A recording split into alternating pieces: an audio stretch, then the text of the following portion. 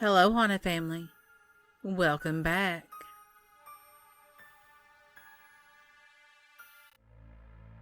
Story 1. Ghost Story. I'm absolutely sure that my two-story home on a small, quiet street is haunted and has been for some time. The house is at least 100 years old, probably more. And although I've checked the background of this nice estate, I have no idea why the spirits that haunt this place do so. I have lived here for more than 5 years. When I was told by my children that their friend Chelsea, a 6-year-old little girl, haunted the place from the very start, I flat out didn't believe them. Even though I acted like I did, I figured it must be my 13-year-old daughter and her 2 friends telling the younger kids stories, and they had gotten a little over imaginative. I had to believe this, because how else could I explain it? For the last 4 years, at every one of the kids' slumber parties, there had been frightened children that claimed to have seen ghosts in my house, especially on big slumber parties that combined both kids' birthdays at the same time. How else could I explain 11 or 12 children all saying they had witnessed a ghost? One year it was just my oldest daughter doing her birthday party slumber party when all 13 of the girls present claimed that they saw a green light envelop my whole house. It flew through the window, pushed one girl across the living room, and then disappeared. They claimed 2 of the girls had gotten possessed, one of them being my daughter. The other, one of her closest friends. Yeah, right, I thought. That really happened. I figured that my daughter and her friends were just playing a mean prank or something. They were jokers. I told myself that they were absolutely excellent actresses. My daughter had even been taking an acting class for quite some time now. Clearly, she was just pulling one over on her other friends. With a few more exuberant stories from the children through the years, I still managed to throw them off. My daughter, it seemed, had become used to acting possessed, blah blah blah. That kind of thing. My daughter was an odd child when it came to paranormal things. She was the one who was always stubbornly insistent that our house was haunted, that fairies were real. She used to say to me, "Mom, if you ever just stayed up late with us, you'd have your proof. I swear it." When she was little, she used to talk to people who weren't there. Once she claimed that she had a premonition that the church by our house had caught fire, which it did later that afternoon after she told me. And then there was her claiming that she was possessed constantly. Nonsense and lies. That's what I thought it was. When she had stayed up alone sometimes, she'd ask me if I'd woken up about 5 times during the night, pacing the hallway, which seemed absolutely absurd. She claimed she heard voices at night, and that the lights would flicker, not just one light. She said sometimes it was like every electronic in the house flickered. And then there was the pacing in the hallway, that she would think it was me. She often claimed that she'd hear something heavy fall down the stairs, only to go investigate and find nothing out of place. Once I caught her telling my son and his friends about Chelsea the ghost, so I asked her to tell me more. Without hesitation, she replied, she was real. She was 6 years old sometime in the early 1800s, and she was beaten to death by her mother. Sometimes her eyes are red or yellow, and she goes really freaky. And sometimes she's a hopscotch girl. Upon further inspection, a hopscotch girl was a young child spirit who had a gruesome death and hummed a song while skipping, as though they were playing hopscotch on a square. Supposedly, if you saw them or heard them, someone close to you was going to die. I learned to believe my children, and I made a mistake when I said there was no ghost in my house. I finally stayed up late one night to catch my own sighting. A pale wisp of a girl with long golden braids and piercing blue eyes. Story 2. Theater Hauntings. I've moved around quite often in my lifetime. I've always had a transient nature about me. Whenever I felt the urge to explore a new state, I would pack up and go. I landed in Rhode Island and decided to go back to college. I enrolled in the theater department at the University of Rhode Island. For anyone who's ever participated in theater, will know that many theaters are supposedly haunted. I disagree to a point simply because, in order to put on a show of any kind, a great deal of energy is expended. Most hauntings I've ever experienced within a theater has never been more than residual pictures left behind. Remnants of energy. I was a returning student, studying for a BFA in both acting and directing. I was required to spend a lot of time and a lot of late night hours in the theater building as both an actor and a director and a student. I'd been cast for one of the main stage performances. At the same time, was directing a one-act play for my directing class. My rehearsals for the main stage normally concluded about 11:30 at night. And I'd booked a small theater that I was using for my one act for 12:30. This gave students already in the space time to finish up, clean up, plus time for me to grab a cup of coffee. The small theater space is named ATS, Afternoon Theater Space. It sat no more than 35 seats. It was a typical little black box theater with 2 entrances, the stage, and a decent-sized backstage area. It was situated on the 3rd floor, above the scene shop, and it was only used for student productions. The 2nd floor had several showers that were no longer in use.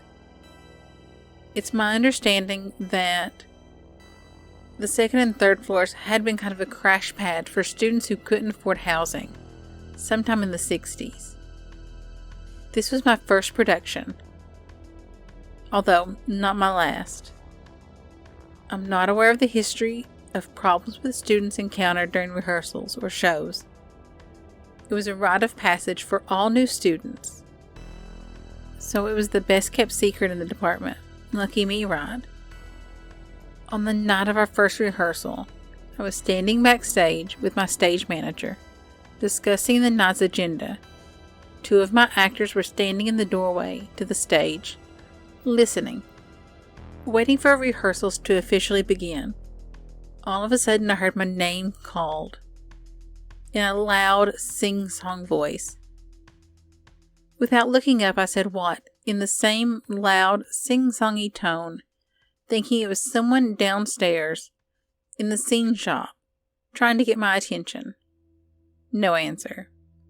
I shrugged it off, thinking it was friends messing with me. It happened a second time. This time when I answered, I walked over to the railing to look down into the scene shop. There wasn't anyone there, so I turned around to the other 3 and asked if they had heard the voice calling my name. They all nodded and said, "Yeah, we did." I decided that at 12:30 in the morning, I was not going to waste any more time on games. I called for everyone to enter the studio and get started. I closed the doors to the backstage and settled in the 2nd row of seats with my stage manager and started rehearsals. Approximately 30 minutes into rehearsals, I felt a strong presence sitting behind me. So I turned around and looked into the seats. I saw a dark male figure sitting in the last seat next to the wall. In the last row, audience left. Since I wasn't nervous or uneasy about this guy, I didn't mention it to anyone. The two actors finally got to a comedic bit, and very softly but audibly, we heard a laugh coming from the area behind us. The actors and my stage manager looked at me with a, "You're the boss, what do we do?" I told them to keep going, since they were doing something right. Rehearsals continued for about 20 minutes. Then I decided to call a break.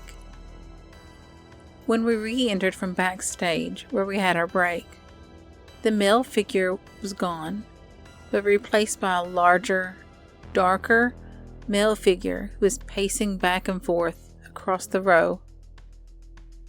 But audience right this time. This entity was by no means easygoing or appreciative. I told them to ignore this one completely. Just pay attention to me. Every time my actress would start to try to say her lines, a nasty voice would hiss from the back row and call her horrible names. This happened twice, and without turning around, I told it that it was not welcome in our space. That it was our space, and it had to leave now. He hissed at me and said that I would leave before he did. That has never happened to me before. I thought spirits had to leave when they were told to leave, that they couldn't stay unless they were invited.